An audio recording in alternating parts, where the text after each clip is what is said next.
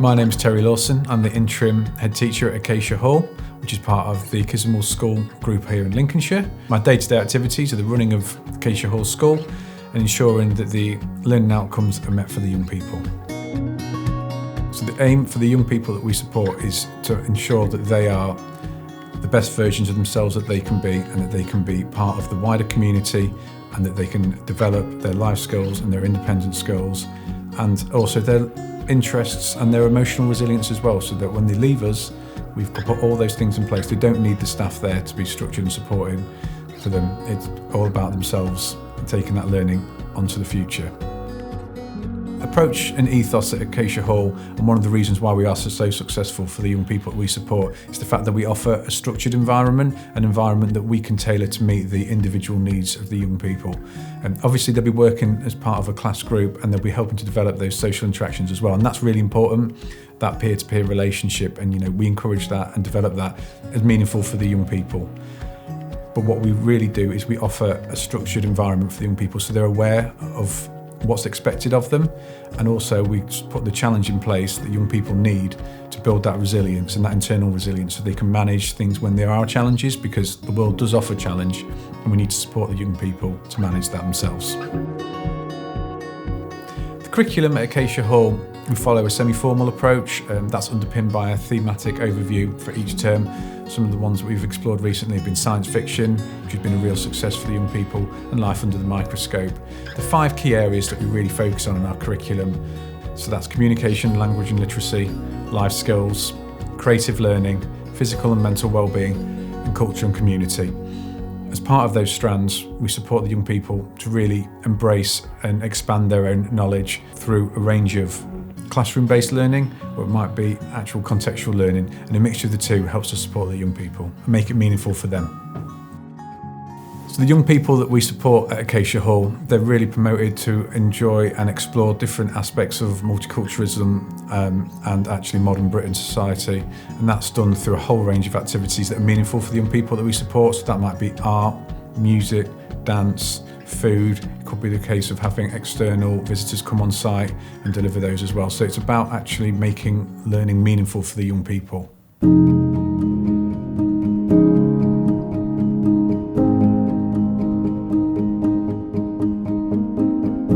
So we work very closely with the residential team that are based on site as well, and that's part of the 24-hour wake and day curriculum that we offer here at Kisimul School and at Acacia Hall.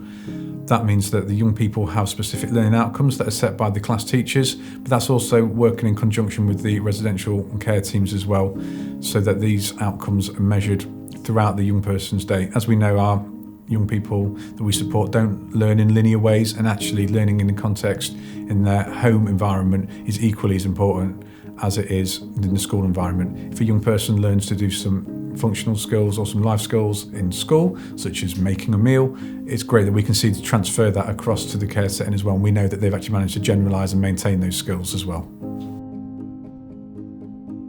My name's Lucy Whiting. I'm the head of care here at Acacia Hall. I oversee the day-to-day runnings and operations of Acacia Hall, so I oversee a team of staff that support all of the young people that live here at Acacia Hall. All of our staff are here to promote as independent as living as possible for all of the young people that we support. So that's everything from kind of their morning personal care routines through to going to school, and then thereafter in the evening, so relaxing, supporting with family contact or other. So we are here to support the young people as much as we physically can to promote their independence, to support them with moving on into a more independent lifestyle as they move on from us at Acacia. We all work off the same individualised care plans for the young people, the same behaviour support plans, and all of the staff are trained within the same model of approach, so we can all be working together for the same outcomes and the best outcomes as possible for the young people. We comprise 2 different buildings, so we've got the main building, which is 29 beds, and then we've got Anamkara, which is a purpose-built home with 8 beds, and the idea behind that is that we prepare young people for transitioning on to adulthood, so it's a smaller, closer-knit unit where we can promote independence and kind of more daily living skills for the young people. So we work with the school staff, so that's head teacher, teachers, teaching assistants, and then the multidisciplinary team, so that consists of speech and language therapists, educational psychologists, occupational therapists, and then any other music therapists or other that's required for the young person's care and support needs.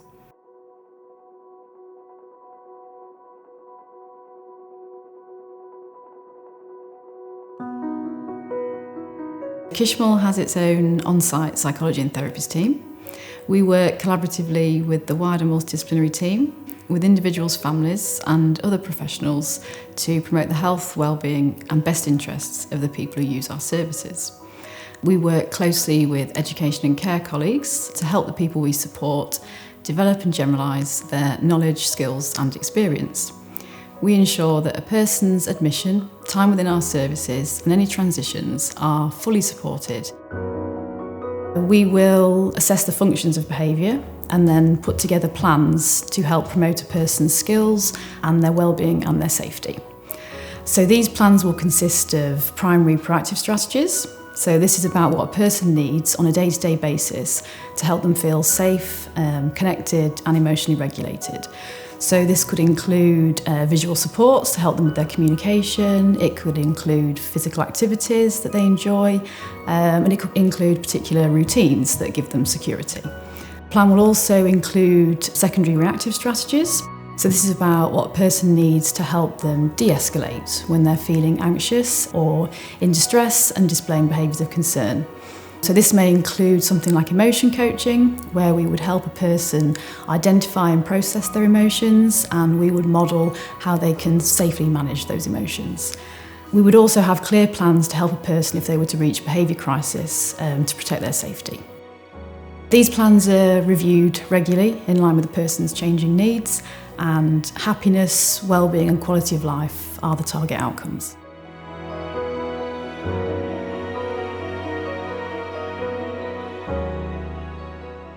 George was diagnosed with autism when he was about 18 months old. We started off with him at a general special school. He had a designated one-to-one there, but even with that he was really quite different to the other children, not really able to access an education. So then transitioned from there to a more specialist school, and that really didn't work either. At home, what we were having was George being incredibly destructive. We weren't able to keep anything glass in the house, or certainly not in the kitchen. Two other children in the house with us, and their toys smashed. Bathrooms had to be locked because he'd go into the bathrooms, run the bath, and we had lots of floods. He loved the sound and the sight of the water. So just incredibly difficult. We had respite at home, and it was a very specialist, very experienced respite worker who he was saying to us over a period of about 18 months, look, George is going to have to go to a residential placement. You're going to have to start getting yourself ready for it. But I just wasn't able to contemplate that, not prepared to accept it. And looking back, that was the wrong decision. But emotionally, I'm very close to George, and just couldn't accept that. I think I felt we would have failed him and let him down, but also couldn't accept that we couldn't have him at home. Several dramatic events led for obviously really heightened concern for us as parents, but also that concern then being shared by the educational psychologists, social workers that we were working with. And having exhausted every other thing that was available, the suggestion was, well, look, there is a really good place that you can go to, and look, we think this might work. So we gratefully accepted the offer. Because things were very acute, it was, right, well, this has to happen, and it has to happen quickly. And it was quite traumatic to me to effectively give my child up, which is what I was doing, in a situation where I was giving him up because we couldn't look after him. So there was a sense of failure, a sense of loss, a big sense of grief, and taking a bit of a leap of faith, but having no choice but to do it, and feeling quite anxious about it, quite nervous about it, but having to do it. Although it was a big giving up and a big letting go, which wasn't easy, the staff was so kind that even someone like me, and I didn't want it, I was brought to a situation, brought to a point at which I had no choice and had resisted it for years. So even for someone like me, I thought, but I trust these people, I trust that this will be okay, and I trust that they will manage the difficulties that I am absolutely sure they will face. And that they asked me to leave him there for 3 weeks and not visit, which felt like an eternity to me. But they said, well, don't worry, because we will send you lots of photographs of him every day. We will phone you every day, tell you what he's done. We'll send you photographs. And they did. Absolutely every day I got photographs so I could see what he was doing. I could see he was okay. I could see that he was happy and well, and was clearly having a ball. So my anxiety levels dropped. And then when the 3 weeks were up and I could go and see him, I saw a very, very happy boy, and I saw that actually the house that I thought would be trashed within a week was still the beautiful house that I'd gone to see, and was absolutely astonished to be told. I was sort of said, so, what's been broken then? Well, nothing. And I couldn't believe it. I mean, we couldn't even have light bulbs in, the lights, because he would climb up and take the light bulb out and smash it. And leaving, having that was the point we were at. But then he's got a house full of stuff, and nothing's been broken. And I don't know what they did. I mean, even when he comes home now, it'll be a light bulb that'll go. I mean, he's not all the time, but it'll be a few. But when he's here, there's nothing. So George came here when he was about, I think maybe 11 or 12, now nearly 17. And that's carried on right the way through. We've gone from that to a young man that is thriving, happy, fulfilled, and I could take him anywhere, and do take him anywhere. I take him to the supermarkets, I take him into Lincoln. He can access fun fairs, they take him to fun fairs, they take him to theme parks, they take him to all the sort of places where it's just full on people, full on noise, full on, lights and activity, and he loves it. And so there's nothing he can't do that everyone else can do, but he just, with the support so that he is, safe and not exposed to risk. But he can do anything, and he did not have that as a future before he came to Kisimul. Quite a few of the young people that we support here are on residential placements, and so leaving the family home is a big thing for them and for their families, and a very difficult thing. But Kisimul will provide a lot of support with that transitional process. We will have a number of transition meetings with parents and other professionals involved, such as social workers. The therapy team will help provide resources that will help explain to the young person about the move that they're going to be having, staff that they'll be working with, photographs of the site, just so they can get an idea of where they're coming to and what to expect. But the transition process is very individualised, so we'll work with parents and we'll work with other professionals about what will be the right transition for that young person to alleviate their anxiety and give them the reassurances that they need. So it will look very different depending on the person.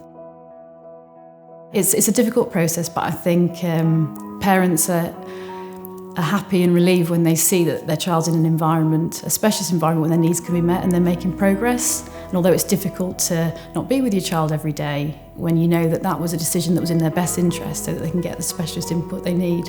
A big piece of feedback is that that's obviously really good for parents to see that progress, and the quality of time they spend together is improved.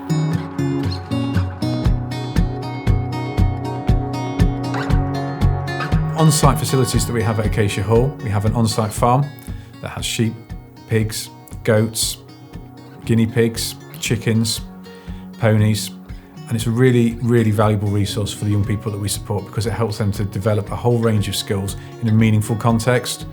This can include functional skills such as maths and English, peer-to-peer interactions, as well as vocational skills such as following instructions and getting themselves ready for a day's work. It's really important for the young people as well because caring for other animals and helping to support other people helps to build their self-esteem and their self-confidence as well, and helps to show that they can be an integral part of the wider community. Other activities that we take part in at Acacia Hall include horse riding, swimming, trampolining, visiting wider community such as art galleries, museums, and all that is really important for the young people because it helps to develop a whole range of skills to do with physical and mental well-being, as well as their functional skills, vocational skills, and underpins all elements of their curriculum. I think I would describe the process of George being away as first feeling just a huge sense, in the first couple of weeks, just being at a loss of what to do because you don't have to worry about everything all the time. So life's just different, but it's like a huge amount of time and not knowing what to do with it. And because you so long since you've lived normal life, you forget how to live it. You can't just sort of, I'll meet so-and-so, or we'll all go out, or we'll get kids together and we'll go on a play date, because that's not been your life. So it's everyone else's life, but you're not part of that. So I think I felt a huge void and not really, just rattling around and not really knowing how to fill it at first. And then over a longer term, perhaps a couple of years, just decompressing, because you are living in a hugely, highly pressured situation and without really realising it. And then the pressure all of a sudden is taken off. And that takes quite a while just to, I can do this now. And just being able to sleep without worrying what you're going to wake up to, being able to have ordinary things in the house without thinking that they're going to get smashed. And it's so long since you've had them that actually you don't even think about having them. And, just getting back to living a normal life, which, now I do. And I don't worry about George. I know that he's happy, I know he's safe, I know he's fulfilled, I know he's having a life that I could never have hoped to give him. And because he's having that life, we can all have that life too. And we couldn't have that before. I get a huge amount of satisfaction, for me personally, to be involved in helping somebody. I think nearly all the young people that come to us are in crisis, and so it's really fulfilling to know that you can do something to help, and you can identify what they haven't currently got that they need, and you know that you can provide that in these specialist services. So you get a huge amount of satisfaction, one for helping that particular person come out of crisis and live a fulfilling life, but also for the families, because it's really difficult for the families who want the best for their son or daughter but are struggling to help them achieve that. So it's really rewarding to be part of that. I really love working here at Acacia Hall because I feel that we are able to make a positive difference to a lot of the young people that we support. I have a great staff team here that work and support all of the young people that are really caring, really friendly and really approachable. And it's really, really, really rewarding when we see young people move on to more independent living and improve within their daily living skills and their life, and that for me is the most important thing when we can make a positive difference to someone's life. My real drive and passion for supporting the young people here at Acacia Hall is seeing the differences that we can make to themselves and actually their families as well. Young people tend to come to us in a crisis where lots of different placements and experiences have let them down through no fault of their own, but just challenges can be quite difficult. Because of these opportunities that we are able to offer the young people here at Acacia Hall, seeing them develop their own self-esteem and their own sense of worth is really, really pivotal. Once you see that spark and that re-engagement with education, that really is a drive to see how far that young person can go and flourish.